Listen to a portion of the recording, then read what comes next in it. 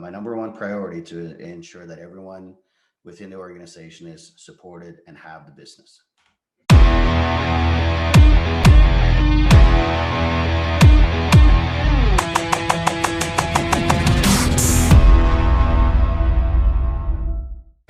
Welcome to the latest episode of Over a Pint. This week, I'm excited to have the team lead of the number one team from RE/MAX in Canada, Justin Havre. So for those who don't know you, why don't you introduce yourself?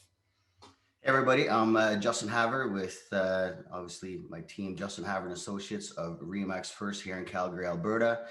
Been in the business for about 16 years and just truly honored to get to work with 63 full-time licensed agents now, plus obviously about, I think we're 16 support staff right now. So when I got into the business, 16 years ago this February, as a matter of fact, I never imagined that this is the journey that my career would take, but it is something that's been a fun, exciting ride, and sure, lots of lessons and lots of failures, but we have a lot of fun with marketing, and obviously at the end of the day, we're here to serve our clients at a high level and help them facilitate their buying or selling of their most valuable most valuable asset.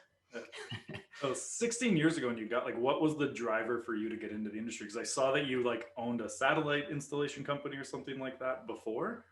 Yeah, so I did internet satellite installs. It was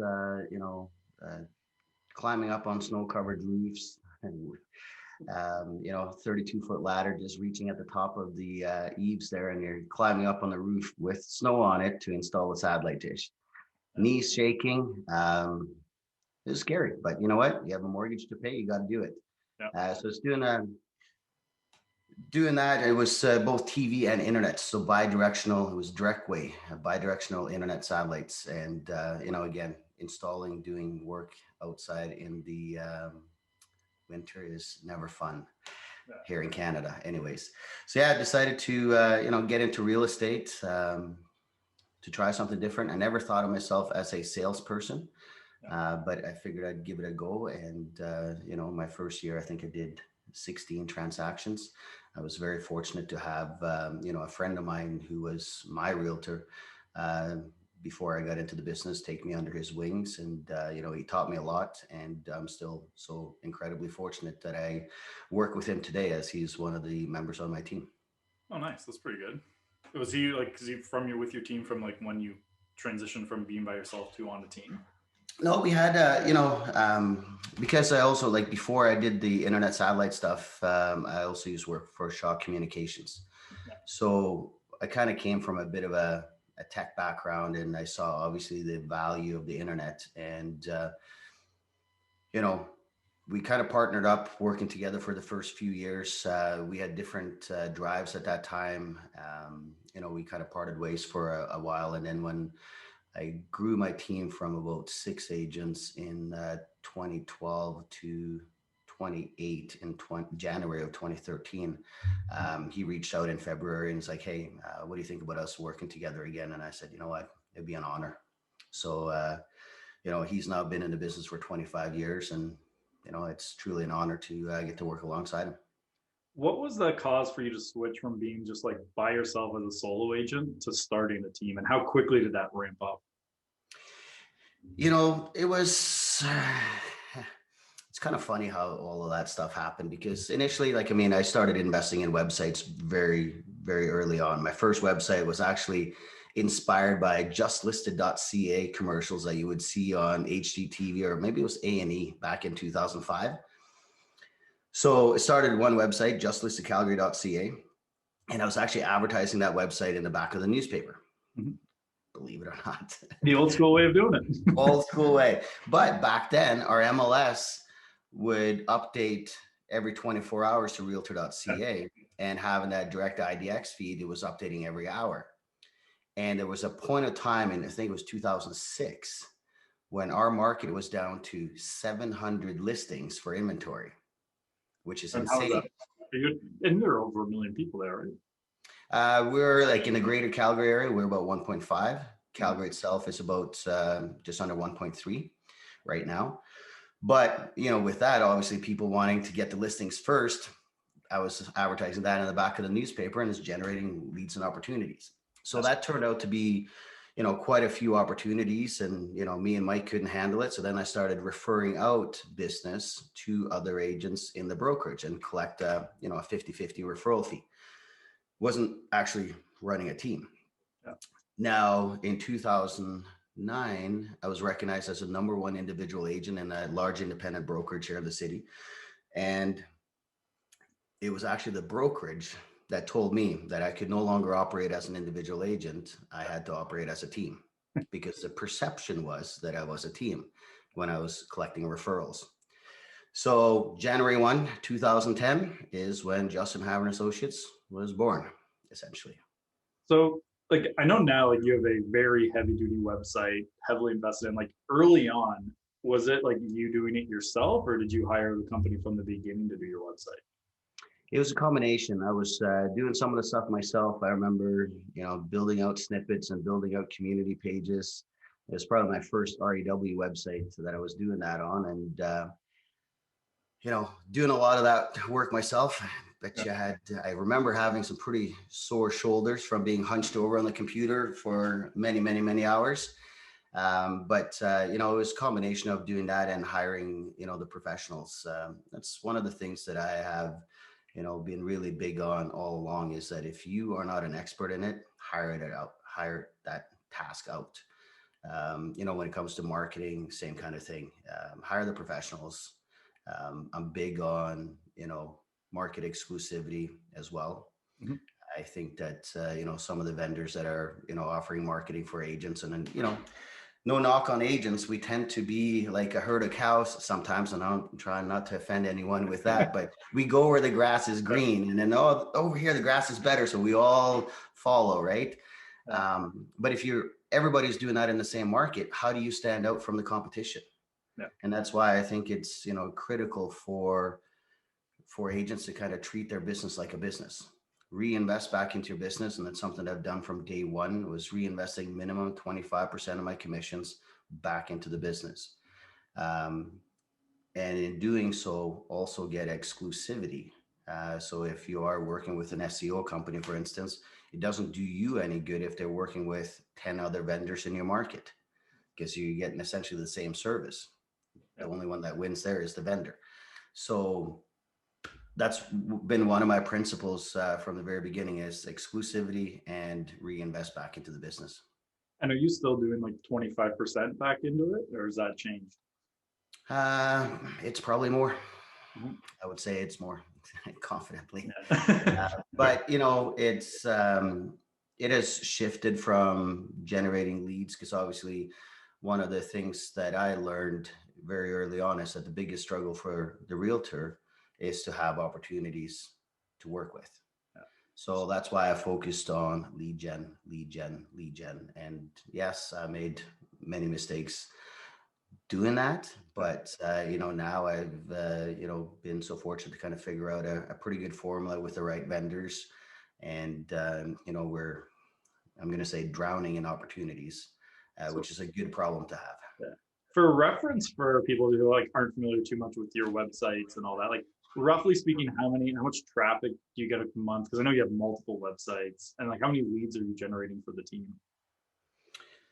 So I haven't looked lately, but we're generating anywhere between 1,500 to 2,000 leads a month.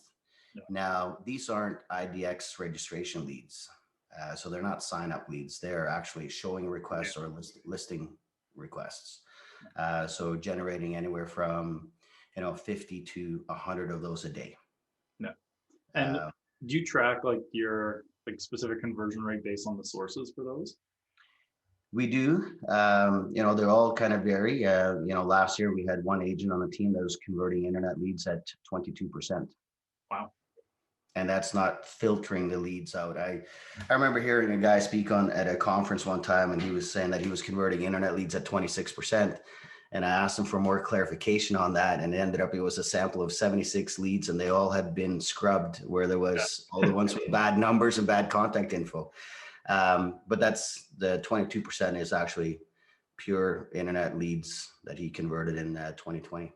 Yeah, and that must be the big difference from the non-force registration to force, because I know force registration, like even the highest I've seen from someone who like counts it the right way is like 7, and even that's higher than most.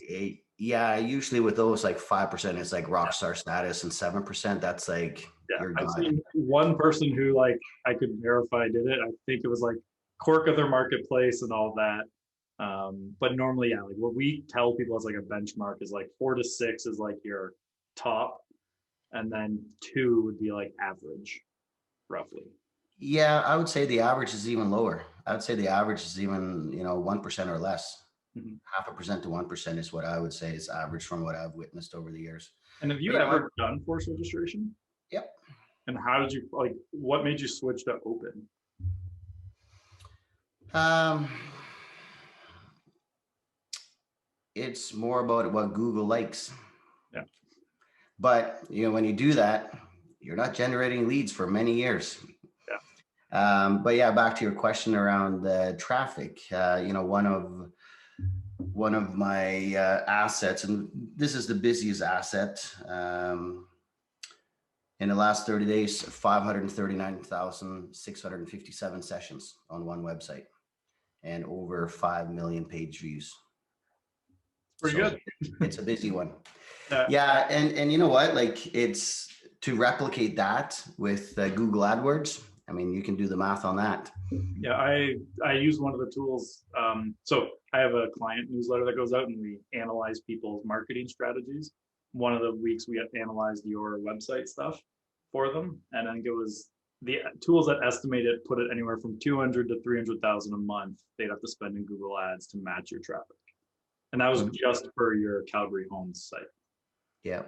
Yeah. So, I believe it would be with some of the keywords, it would even be higher than that.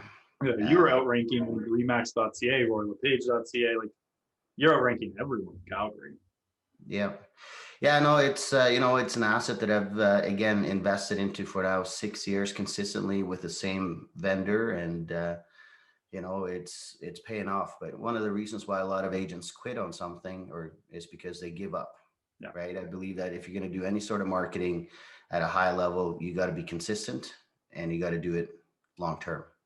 And a lot of people quit after 1 year saying, "Oh, it's not working." Well, you got to keep trying, but it's hard, right? Because we're looking at our return on investment, and if we're not making any money but we continue to invest, it's such a hard thing to to Well, that's the hardest overcome. It's part, like, right? okay, well, I'm pouring this money out. And to give you an example, like when I started my first website with Real Estate Webmasters, I committed to doing a year of SEO on it, Yeah. and it was $4,000 a month to do SEO for that one website. Canadian dollar sucked at that time too, so that was part of the cost. Um, but my mortgage payment was $1,000. Yeah. So here I'm spending four, nothing I can touch Yeah. or use or drive or anything like that. Just praying that it's going to work. Because So what, like, how long did it take for you till you start seeing like any type of return investing at that level in SEO? I would say you kind of start to see traffic take off after a year, but again, it also depends on the market. It depends on the domain that you're using. Like if the domain has any sort of negative history in Google, it's Yeah. going to be tough to get that to go. But I would say like year 2, year 3, that's when you really start to see some return. My one website there that we were talking about so far this year, it's up 70% over last year, and it's all organic traffic. Yeah, that's solid. It's like, Yeah. yeah, in the SEO circles, like they keep referring to it as like people have a moat. And it feels like that's what you have in Calgary. Like it's going to be a very hard thing for anyone to try and break through that with your Calgary home site now. Yeah. And, I do believe that the domain has an impact on the rankings as well, being that it's a .ca domain over a .com. Obviously, being in Canada, Google has a little bit of preference for the .ca domains. That domain is actually a domain I went door knocking to try to get. That's why. And how'd you get, I was curious about Calgary.com. Took me 4 years. Yeah. Yeah. I wonder if I actually have it here. So initially, I reached out. The Yellow Pages owned Calgary.com, and it was just a dead webpage, white, nothing on it for years. Yeah. And I'm like, God, like, why aren't you guys using this? Yeah. So I reached out to the Yellow Pages, talked to their legal department, and asked if they wanted to sell it, and they said, no, not for sale. And I'm like, well, you guys aren't using it, but would you take 250 grand for it? Like, nope. So then I made him another offer of 300, nothing. Then I waited a little while. I made him an offer of 500, still declined. And then I made one last pitch effort at 750. Yeah. I was sweating a bit. Right. And they said no. And it was probably a little bit of a relief on my part, because 750,000 for something that, again, you'll never physically touch, or like, it's like NFTs now. Oh, that's a whole other craziness. But either way, so I kept in touch with the Yellow Pages, checked in with them once a year. I also happen to do vision boards every year. It's actually an exercise we do as a team. And in the corner of one vision board, I actually had it on owncalgary.com. I ripped it off and I put it up in the corner of my vision board for the next 4 years. Then one day I get an email from Yellow Pages, and they say, hey, are you still interested in calgary.com? I look over at the vision board and I'm like, this is messed up. Yes, I'm still interested. And they're like, does your last price stand? And I'm like, oh, no, we're going to negotiate now. So ended up having that domain in my possession a week later. And, again, what's the number one rule in real estate? Location, location, location. And I believe that when it comes to the virtual world, and when you're building these, and I look at these websites as assets. Yeah. It becomes an asset, and the domain becomes, a brandable asset that you have for your portfolio. So, that's why I own websites in multiple markets. I used to own lahomes.com. I actually recently sold that website, but it was a little bit of a dream of some palm trees at one point in time. Canadian winters could do that to you. I noticed, it looks like yours, like in Edmonton and then Kelowna as well, I was seeing. Yeah. So what's the model for you there? Are you just basically setting it up and then referring out to agents there? Or do you have sub teams in those markets? So what I do there is I just partner up with, great agents in the market. They basically use my systems, my platform, and we run their teams on it. And in lieu of that, there's a referral fee paid to me. And, it's a business agreement between us and them, and we support them. And, they use the same systems that we use. And how many markets are you in now with that system? You know what? Just the 2 markets. One of the things that I've kind of come to realize over the years, and I know that KW was big on the expansion model, and that was like the Kool-Aid that everybody was drinking for a while. I may obviously have drank that for a bit as well. Yeah. But now as I look at the way that I'm running the business here, there's so much opportunity in the marketplace where I'm on the ground, and it's really hard to run organizations in different markets if you are not on the ground yourself. Sure, you can have great people there, but it's not the same. Acquiring leads can be a costly thing, and obviously if you are there, you're going to be more hands-on and trying to kind of manage, obviously, that everyone follows the system and the process to ensure that every opportunity is taken advantage of. And that sometimes can be a bit of a challenge in the other markets, because they have their own business and that kind of stuff as well. And those leads are free anyways. So I have a couple of questions I want to make sure we get to from people who submitted them. Sure. So the first one is, at your level of production with the size of team you have, what is a typical day and week like for you in terms of where you're spending your time? Yeah, I'm not in production myself. That's one of the things that I stopped doing about 4 or 5 years ago. It's incredibly hard to work on your business when you're in the business. Yeah. And, I was probably selling about 40, 50 homes a year myself, plus trying to run a team. And I believe that that's a quick way to end up in an ambulance for a hospital visit. Yeah. The amount of stress that you carry with that is incredible.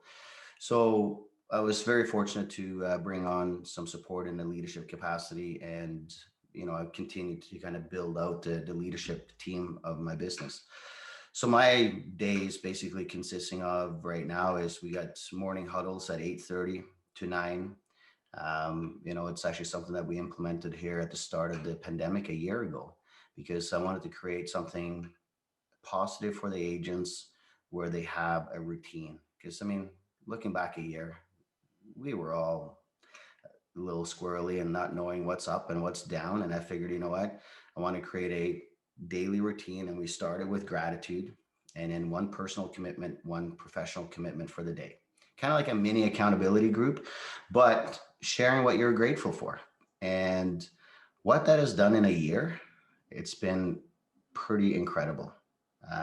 Just hearing other people's perspective of what they're grateful for and also sharing what you're grateful for. As we're going through a pandemic, It's important.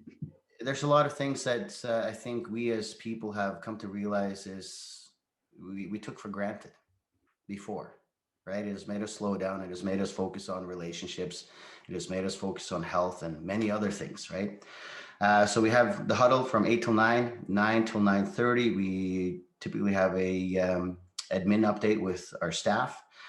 All of our staff are working remotely still. And then from 9:30 till 10, we kind of have a leadership powwow where we go over, stuff that's happening within the team, or whether it's clients, transactions, agents, um, systems, that kind of stuff. So we collaborate that. So that's pretty much 4 days a week with that. Wednesdays, back onto the Monday there, we also run a scripting and dialogue session for everyone on the team. So, again, we truly do operate as a team, and there's many aspects of that. And one of the big components in this industry that I think we as real estate agents don't necessarily take so seriously is practice.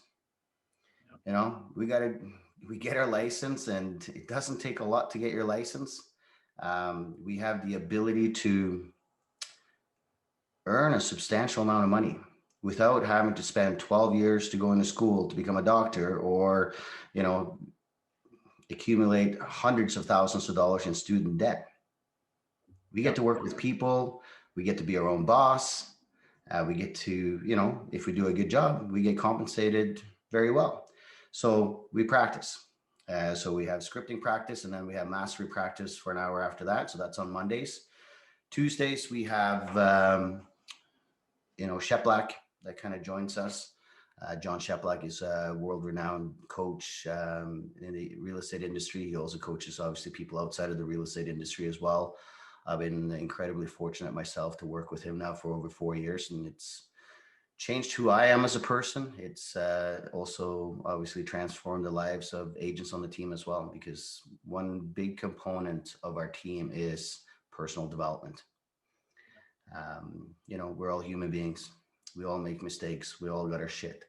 We all have our patterns, and we all have those negative impulses to self-sabotage here and there, whether that's going out boozing or eating unhealthy or whatever it is, right? We all have it. And I think it's really important for, well, I know that it was important for myself, but it's also important for anyone in business to really take care of yourself. Because if you can't perform at a high level for yourself and your family, how are you going to perform at a high level for your clients? And then every Wednesday, we have team meetings. Um, we have a listing meeting with the listing team, and then we have a general meeting with the entire agent population. Um, Thursdays, I try to take off.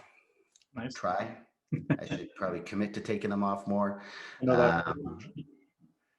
Um, and then, just navigating through whether it's marketing stuff, dealing with vendors, collaborating with other agents across North America, um, just really just kind of analyzing the business and where's the market going? How can we stay ahead? How can we improve the skill set of the agents? Constantly just looking at staying ahead and learning, really. And I'm curious, like for your, because I've actually heard a lot of team leaders kind of not sure what to do in terms of like your morning huddle meetings that you have. Are these mandatory for the whole team, or is it like if you're available to make it type of thing? No, we didn't make ours mandatory. I know that there are many teams that do operate with them being mandatory, especially the huddles. All of our meetings, like the training sessions and all that stuff, is all mandatory if you have been on the team for less than a year. Yeah. But our Wednesday meetings and our coaching meetings are mandatory. Okay. And like you're saying, like with Chet Black, like is he coaching individual members of the team or doing like group coaching for like groups as a whole, or is it specifically more for you? So the entire leadership team, we all coach with him one-on-one on a weekly basis. And then the entire team has a general team coaching session too. And it's all, again, human behavior. Yeah. It's, how do we navigate through the emotions of our clients, the other agents, and then we got to navigate our own shitstorms. Yeah. Right. And we live in we're in an environment right now that's where emotions are really wound up. Yeah. Agents are stressed out, clients are stressed out, everyone's kind of stressed out and a little high strung. So it's good to kind of have the tools in the toolbox to be able to regulate your own emotions, but at the same time have a deeper understanding of why people are acting the way they are, and understanding that it's really nothing to do with you. It's something that's going on within themselves, right? Because this business, we can take things incredibly personal. I've been there myself. When I first got into the business, turned my phone off, curled up in a ball. I'm like, what did I get myself into in this career? Like, why? I'm curious how you deal with it, because like I know like before we started filming, we talked like Chris Lindahl. I know he's dealt with it. Like I remember you've been in Minneapolis hearing people talk about it from both agents and consumers. When you're as kind of well known as you are, like especially like Calgary Airport, the giant one with you there, like how do you deal with basically people talking about you online and not always the nicest way? So obviously, who don't even know you, it's just because you're so like out there. Like, do you see that stuff when it comes out there? Do you look for it, or does it not happen? Because I know with Chris, like he's seen a lot of the comments out there with all his billboards and everything. Like, is that a struggle? Yeah, Chris is he's a different person and an incredible person, and I know that he thrives on the Twitter talk. He's like, the more they talk on Twitter, the better their marketing campaign. Yeah. Myself personally, I'm more of an introvert. I definitely don't go look for it. I do know that people do talk. It's weird. It's like, for me, if I had it my way, nobody would know who I was. Yeah. I'd be sitting in the basement on a computer, just banging the keyboard and doing my thing. But, I do have a responsibility for the members on the team to create opportunities, to create a trusted brand in the marketplace where there's minimal sales language required by the agents to do business. Yeah. Because the brand is so strong. And I do believe that with the direction our industry is going with the disruptors that are entering, or they're already here, let's be honest, having a personal, strong local brand will be key to survive. Yeah. And I have the obligation to provide for 76 families right now. So does that mean that I have to put myself way out of my comfort zone? Yeah, it does. Is it fun? No. And it's kind of, a lot of people think that, it's, I again hear comments, Justin has an ego, it's this, it's that. I think if they actually knew me, they would have a different opinion. They would know that I'm actually very shy. I'm scared to approach and talk to strangers. Me being quiet in the corner is the introvert in me wanting to go home and not being in the public eye. So, it is, but at the same time, part of my journey here too, by, running this team, because I never imagined that it would turn into what it's turned into. But I'm learning to embrace that, and I look at it from a business side point, marketing. I mean, like, okay, cool. The marketing is working. It's just unfortunate that it's my own personal identity that that's where I'm paying the sacrifices for.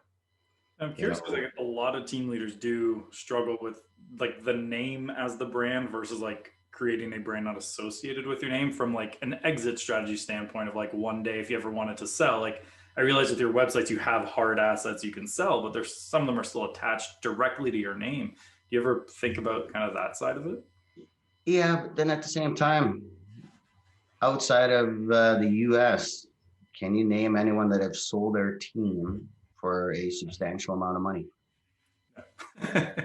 Like it's like people sell their book of business a bit here and there, but that's Yeah, people very like different. Yeah. I've seen people sell their book of business and all that kind of stuff, but from what I've witnessed over the years and the people that I've seen that have bought someone else's brand and taken it over, um, it hasn't gone well. So I'm not too concerned about selling the business itself after the fact. Sure, it's going to be a big book of business. Sure, there could be a lot of referrals paid for that. However, I would structure that down the road if that time ever comes. But at the same time, if you go look at even social media accounts and you look at all the big brands out there, are they connecting with the Apple or the Red Bull, or are they connecting with the humans associated with the brands? Very Right? brand to brand. Right. So I mean, they're connecting more with the people. Yeah. That's why some of the biggest social media accounts are of people, not of brands. Mhm. So that's kind of like, when I was consulting with my marketing team and some of the vendors that I work with, I'm like, how do I remove myself? They're like, well, no, you need to be there. You need to be there. You're the face of the company. You need to be there because you need to connect with the market. Yeah. Well, So people, especially on like Instagram and Facebook, it's way more about you. Or yeah, should be way more. yeah, and I mean, yeah, it's been some pretty interesting moments over the years for sure with the branding and the airport. I mean, I got many stories about even going up there to the WestJet counter and the lady behind the counter. It's like, were you here yesterday? I'm like, nope. She goes, hmm. Every day. Yeah, and then even me and my partner Carmen, we were coming back from Hawaii back in the day when we were allowed to travel, and we had just boarded the flight in Maui, and the flight attendant, she's like, "Do you work for WestJet?" And I'm like, "No." She's like, "Where do I know you from? Like, do you fly to Maui lots?" I'm like, "No, not really." She's like, "I'm trying to figure out where I know you from." I'm like, "I don't know, maybe the airport." And she's like, "No." I'm like, I just left it at that. But She'll I just figure it started out giving, one day. yeah, Next time she walks through, she'll see it and be like, there it is. yeah, maybe one day she'll be like, "Ah, that's where I saw him." But maybe one day I'll do some of the Tony Hawk Twitter Yeah, posts. I was Say just he thinking has. about that. I'm curious. So, actually, another question we had from someone that came in was, and I think it's because they're actually specifically thinking about real estate webmasters. What do you find that they do differently than you get from potentially like another provider?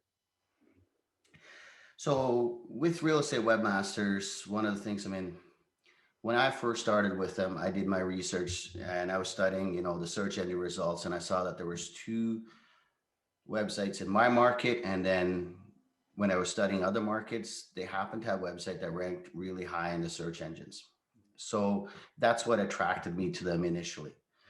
Now, they're not a cost-effective model by any means. They're probably the costliest platform out there to do any sort of business. But what is pretty neat with it, aside from the SEO benefits, is you can customize to whatever you want. But do that with caution. Because Yeah, when you customize and do any sort of programming on a website, yeah, you can have a amazing idea of how certain things going to work. They will program it. Other stuff will break. yeah, the fun of And it can also slow down the performance of the website. And now more than ever, um, page speed is critical for the user experience, and Google measures that. So, sometimes, yeah, doing too custom can hurt you. Yeah. but at the same time, it can also be a benefit.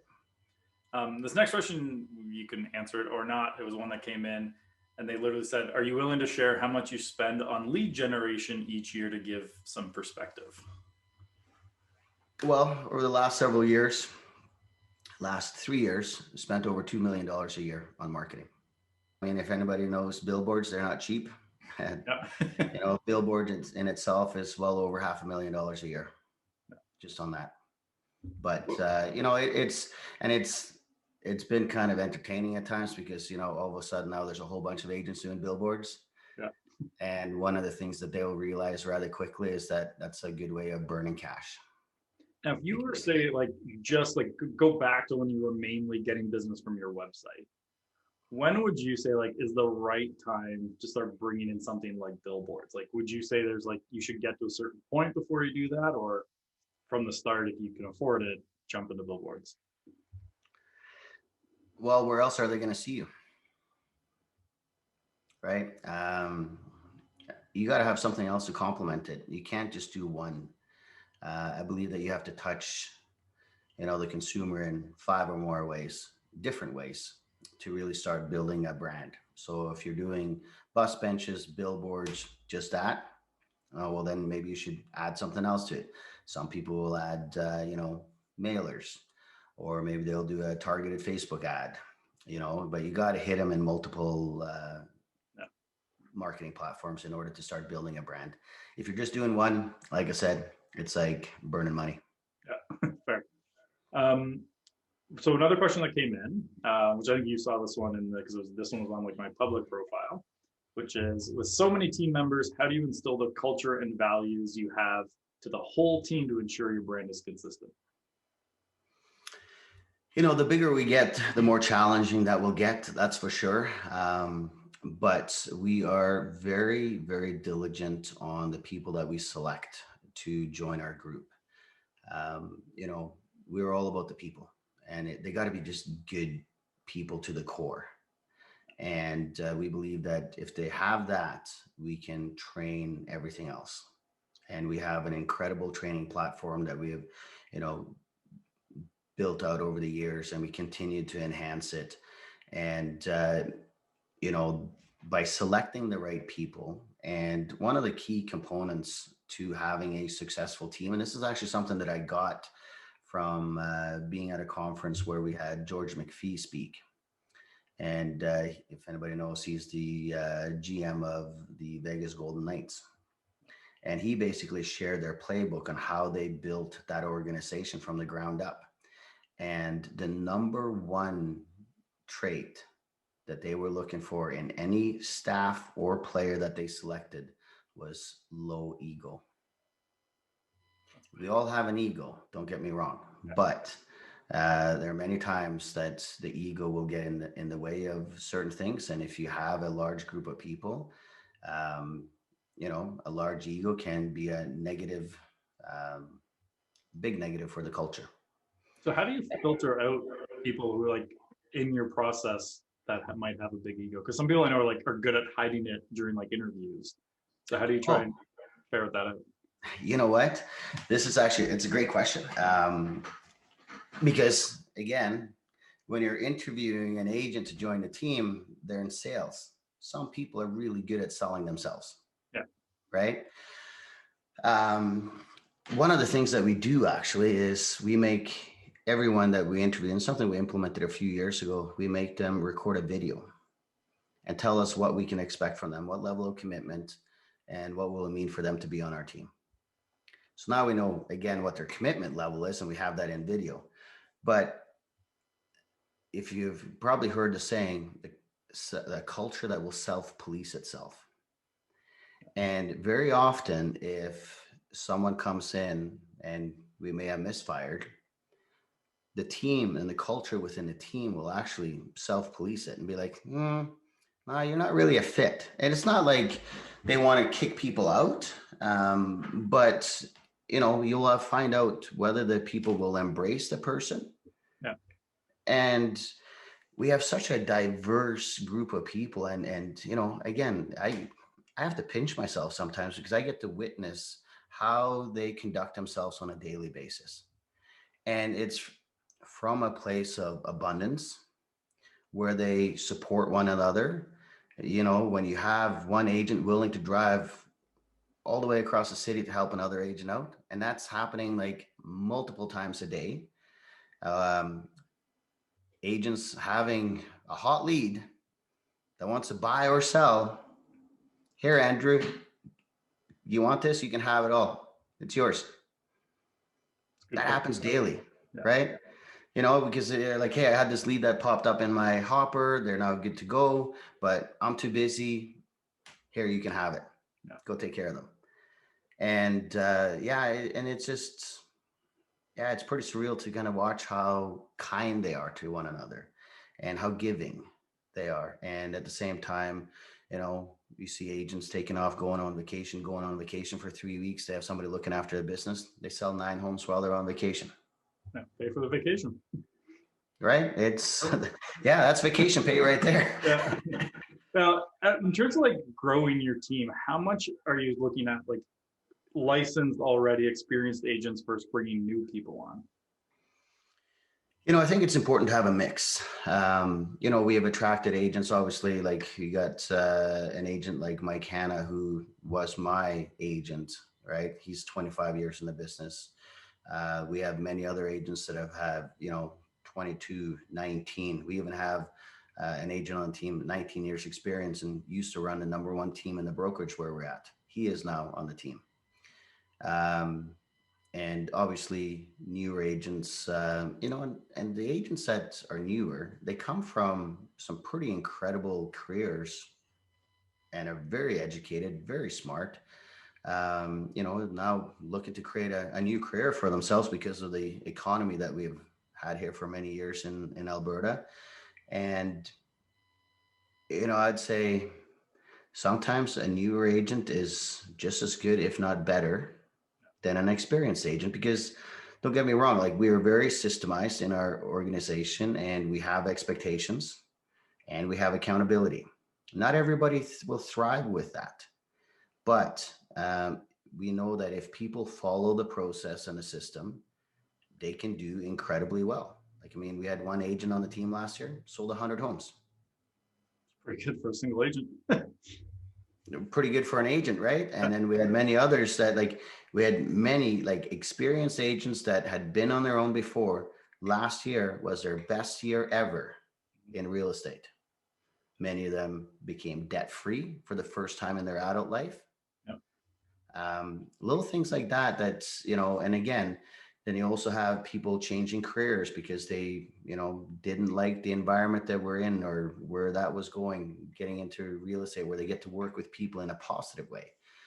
So, you know, we know that we have a very good training program. We know that if people follow that and they're hungry to learn, they can have a very successful career and, you know, building good habits. And what I always say to a new agent in the business is, you know what, you're never going to stop learning. And now it's very, very important. It's kind of like building a house. You want to make sure that the foundation is solid.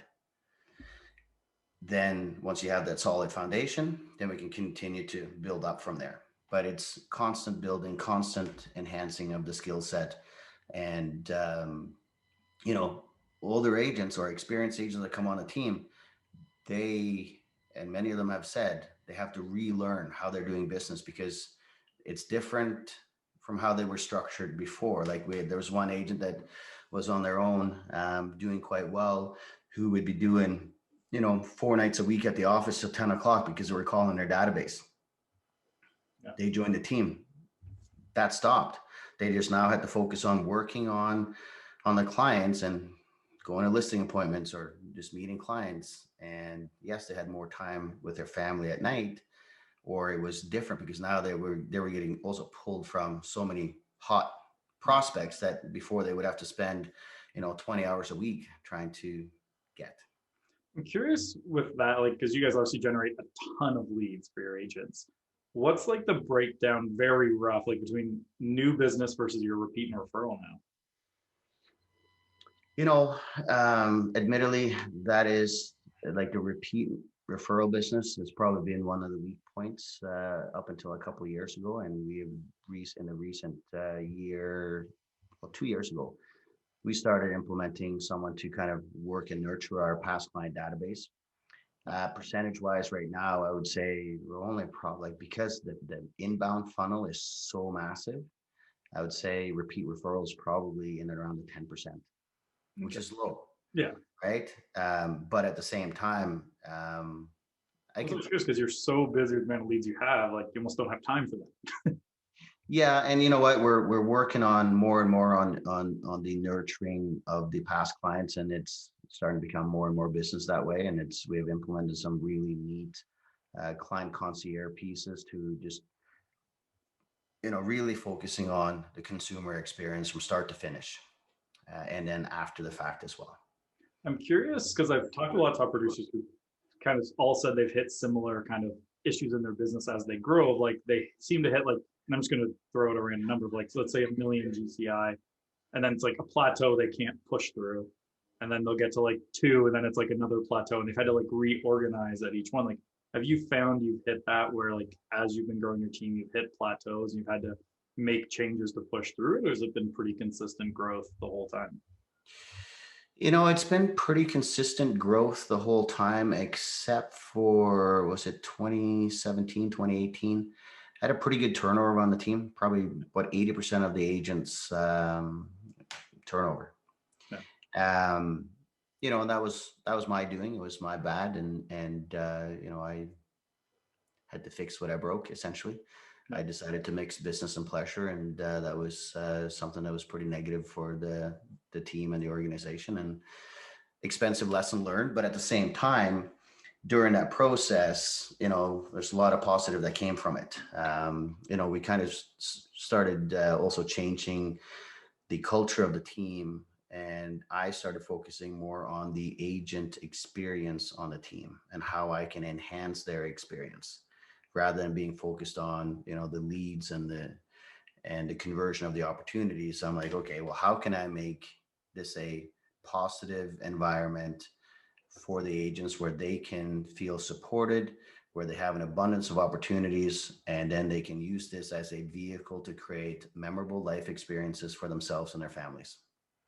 Because, running a team, and there's a couple of things to this. I mean, none of us really went to school to run a team or run an organization, or maybe some people did, but it's a lot of learning and a lot of failing.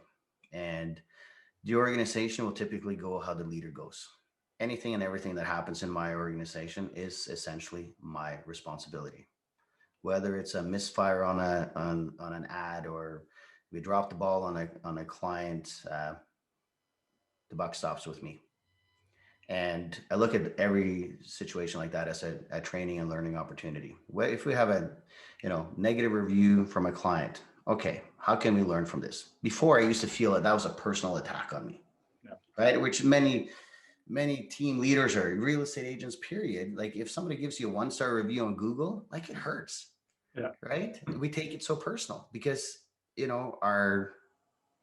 our business is us essentially. And it really shifted the way that I looked at these negative reviews, for instance. And okay, how can we sit down with our client and learn from their experience, hear them out, and then how can we get better? And the same thing goes with running a team and having agents come and go. One of my deep rooted pains as an adult, and I'm going to be pretty transparent here, is abandonment.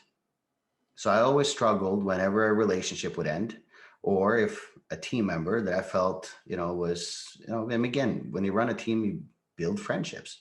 Yeah. And when team members would leave, it would be very painful for me. Like there are times I would cry, right? But once I got resolution around like my own inner pain of abandonment, and oddly enough, I had to go back to my childhood for that. But it was so freeing to get resolution around it. And I think one of the things, I mean, when people are running teams, you expect that everyone is going to leave your team at one point in time. Yeah. But I can't imagine anyone has 100% retention rate on their agents. No, right? And running a team too, like, and I also think that, I get contacted from people all over North America, and I even get people that are like, "Hey, can I pick your brain on building a team?" Sure, let's talk. My first question to them is, one, how long have you been in a business? And what's the reason for you to build a team? And I've had people saying, oh, they've only been in the business for 2 months and they want to build a team. That Wrong hurts. call to take. Yeah, that's where we kind of go into the, okay, so you realize if you're going to bring on people under you, you have to be able to provide for them and their family. They're not going to provide for you. The saying, leaders eat last. Yeah. So, with us, when I'm growing our team, I always look at my main focus is ensuring that all of our agents have ample business so they can provide for themselves and their families. If we have an abundance of the opportunities, then that gives us the green light to continue to add people. But my number one priority to ensure that everyone within the organization is supported and have the business. I'm curious because this is always a question I see like new agents, but I actually have a two-part question for this part of like for a brand new person, whether it's your team or they're in a different city, different team, like when should a new agent consider a team versus trying to make it on their own? Well, I think if someone is going to build a team or go on their own, and again, I think that teams is the way of the future. Because again, the way that our industry is changing and being an individual agent can be incredibly hard. You have to wear a lot of hats and it's really hard. And again, hats off to those people that do it at a high level. And the people that do that at a high level, they're actually surrounded by a team of support staff. Yeah. They're not wearing all the hats. So if you don't have the financial resources to hire people to support you, um, be on a team because a team has that support. And you have no financial risk essentially for your career. But if you have running a team, you have obligations to vendor staff, all that. So it's, that's your commitment for the month, all those bills. That's what it's going to cost you to do business that month. So you got to make sure you earn more. For an agent to start a team, I think they got to have an oversupply of business where they have an abundance of it. They now have enough to support themselves and agent A, or maybe it's an assistant that's the first hire. So then you can focus on the activities that's going to bring you revenue. And I think that's probably the first step, hire an assistant. Then once you have that dialed in, then look at hiring additional agents. But you got to remember, if you are going to walk them into your team, you got to make sure that they will make a good living working with you. I'm curious because I've seen different models here with different teams. Like if someone say like the agent on your team you mentioned did like 100 deals last year, do they end up like basically creating a team within a team under them as well? Or is it just the greater support kind of that you offer that helps them do that? Or are they building their own team within the kind of Justin Havre brand? No, we don't have anybody building a team within the team. I also think that can be pretty challenging for the team as a whole. If you have many teams within a team, our agents, what they will do is they will hire an assistant, which I think it's a critical component for them because now they have a little bit of skin in the game and a little bit of pressure, right? It's a fine line between, walking that line with a little bit of tension to increase productivity. I know there's just real estate coaches out there. It's like, you want to sell more real estate? Go buy a new car. Yeah. Well, yeah, because, oh shit, now you got a bill. Yeah, buy a house, got a mortgage now. Yeah, right. And, I think that, they got to make sure that, again, they have the business to do that and to provide for others. I'm curious. So this is a question that came in. I mentioned to you before, but I'm slightly rewording it. At your size of team, like what do you look for from like the brokerage level, from like a support, and like what would it take for like a team like yours to even consider switching to a new brokerage, or would you even do that versus like just starting up your own brokerage? Yeah, you know what? That's a great question. And I think you got to look at what does a brokerage provide for you? Whether it's an individual agent or a team, what kind of support do they have? Um, at my level, I really look at, who runs the brokerage and how is it run? Are they in a good financial position? First and foremost, very, very important. What's the reputation of the brokerage in the marketplace? Um, and also what's the reputation of the broker or the owners of the brand? And, I can tell you this, that we hang our hat right now with obviously Remax First, which was the very first Remax brokerage in all of Canada. And a little kind of a neat history there. But at the same time, Rick Campos, he's an incredible broker, very, very kind and respected man. And he brought in his partner, Cliff Stevenson. Yep. And Cliff Stevenson is a brilliant man. Very, very knowledgeable when it comes to, the Real Estate Act and how this business runs. He's the president of CREA now, isn't he? Or incoming. Incoming chair of CREA, Yeah. right? So he's got a good pulse on what's going on in the Canadian real estate market. For myself, I see that as a massive value. When you are operating at a level that we are, I'm under a spotlight, under a microscope. I sneeze and it gets reported to the Real Estate Council. Yeah, the number of complaints that people will file is entertaining, but at the same time, it is what it is. I'm starting to embrace it. It comes with the territory. I had my billboard. Somebody complained of that. I have an idea who complained of him, but they said that my billboard didn't have my name on it. And yeah, someone might not know you're an agent. Well, actually, funny about that. So you used to have this massive billboard at the airport. It was actually one of the iconic pieces, what they call it, at the airport. It was 24 by 100 as the That's the one on the parking garage. Yeah. Yeah. So the Calgary airport went through a renovation and an expansion. So they had hired a consulting company from Europe to come in and help them create their new identity. Yeah. So this consultant was walking through with the CEO of the airport, and he asked the CEO of the airport if the airport was for sale, because it sure looked like it. They didn't want to renew the billboard campaign for that one, and now it's WestJet. So probably more appropriate, but it was a fun little gig that we did that for. A nice little hat tip, though, that that's what they thought of it when they saw your stuff. Yeah, somebody even created a fake place like the Justin Havre International Airport. Yeah, you may have checked into that once or twice just for shits and giggles. That's funny. That's good. One more question. I want to make sure we get to it from one of the clients, because I know we're kind of running up on time here, and I want to make sure we answer everyone's question submitted. So the last question that was submitted was, how have you found having Barbara Corcoran and like Scott McGillivray, like those endorsements, how has you found that impacted your business? Well, you know what, it impacts the business for sure. We've had clients sit at the kitchen table in a listing presentation and literally close the laptop saying, Barbara told me to hire you, so you don't need to do this. Perfect. Okay. So, yes, they have a vetting process. Obviously, they're not going to just endorse anyone. And yes, it is a paid endorsement. But at the same time, they have a vetting process, and they're not going to just endorse anyone.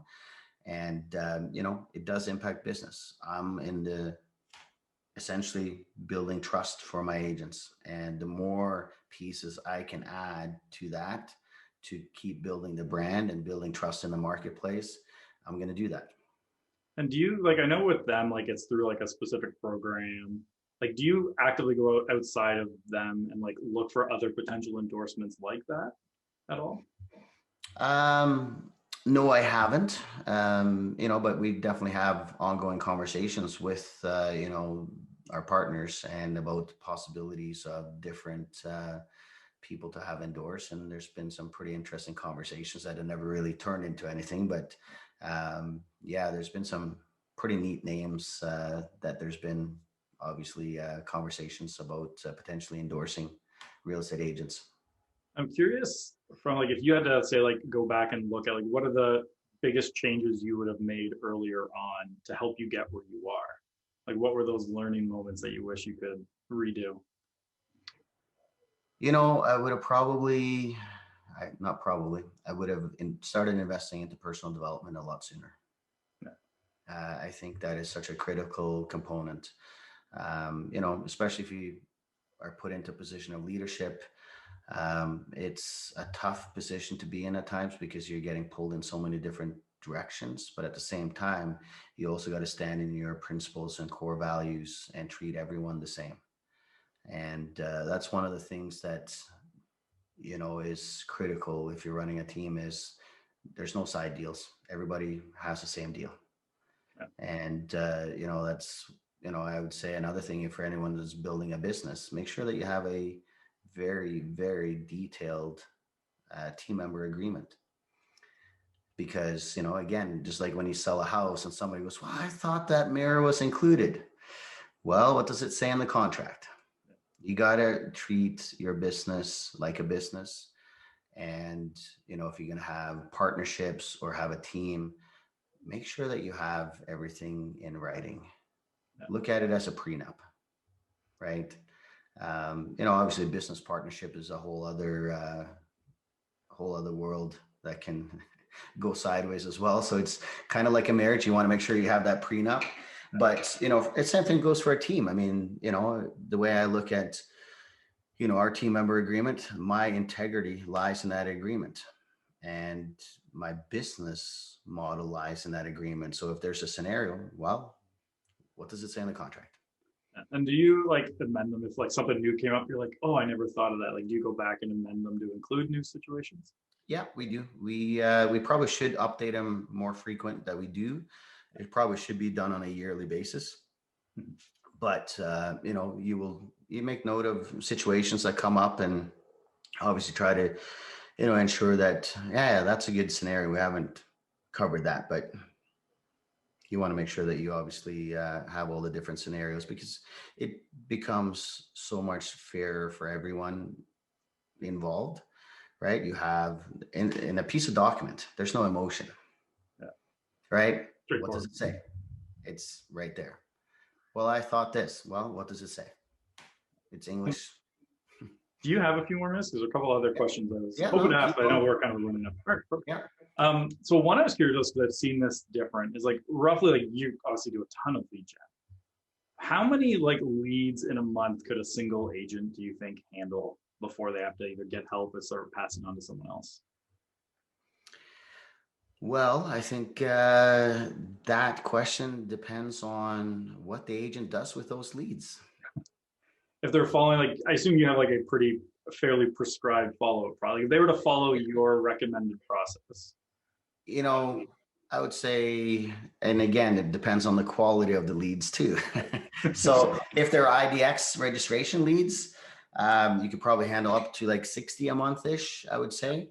If they're inquiry leads, like 10 a month. Yeah. I mean, if you're able to meet with, 8 out of those 10 face to face and sell them, I mean, yeah, it all depends on obviously the follow up and the quality of the leads as well. So When you look at all your sources, where would you say is your highest quality lead coming from? radio, TV, And where would you say the opposite of the lowest quality leads coming for you? Facebook ads. And actually, I was looking at your Facebook ads. Like, what's the like? Is it like a automated one where it's like they're pulling your listings in with like the feed and doing that? A lot of it is created manually, but we do have some that is kind of not necessarily automated. There is some part of it. It's through one of our partners that we use for some of the listings, but we also do create a lot of the graphics, a lot of the ads manually in house. And that's another thing we had to do over the last few years as well is and I think it's really important to have a CRM that you're running a business of as well. And everybody says, the CRM is the best CRM is the one that you use, which is true. Yeah. But at the same time, you got to make sure that you plug all the holes. Because I look back at how I was operating my business, like even 5 years ago, it was a gong show. Yeah. I had, still running 8-ish websites in the market. Every agent had to log into every back end of a website, nothing. And like, they had to be like, oh, where's that lead again? The number of opportunities that we lost out on because we didn't have one central system, I don't even want to know, because I think I'd be puking in the bucket. And you're a follow-up boss now, right? Yeah. And so basically everything funnels into that. Yeah, everything funnels into Follow Up Boss. Every agent has their own account with a dialer. Everything is tracked. And Email, like, phone, text, appointments. and with the radio ads, are they driving to like a follow-up boss number, or do you have like an office line that drives into? Yeah, it's our office line is a Follow Up Boss number. Oh, nice. I ported our office number into Follow Up Boss, and then yeah, we had to do that over Christmas when things are a little slower. Yeah. And do you do like an ISA model, or is it your individual agents that are out there selling also responding to leads? It's a combination. We do have ISAs. We also use AI, and we have after hours or in-house staff too that also help nurture and connect with leads and assign leads. And it's a pretty robust system. But you know, the beautiful part about having everything in one CRM system is, you know, you can see everything that gets done, and you also see everything that doesn't get done. And I think being a team leader, one of the things that a lot of agents or team leaders struggle with is giving people or holding people accountable. And accountability is something that you know, we all don't necessarily welcome. But if you want to perform at a high level and do a lot of business, it is a pretty good thing to have some accountability and a little bit of tension, right? You look at, you know, I kind of look at running a team as running a hockey team, right? We get paid when we are sitting at the kitchen table. Hockey players, they get paid when they're on the ice. They don't get paid for the prep work, the practice, the watching of game tape, all that stuff. That's all in preparation for you know, the big game. They have a coach behind the bench. The coach is there to, you know, again, encourage them and also hold them accountable to following the systems and the processes on the ice, much so on a team as well. When we have, you know, we can bring in a brand new agent and they will outsell an experienced agent.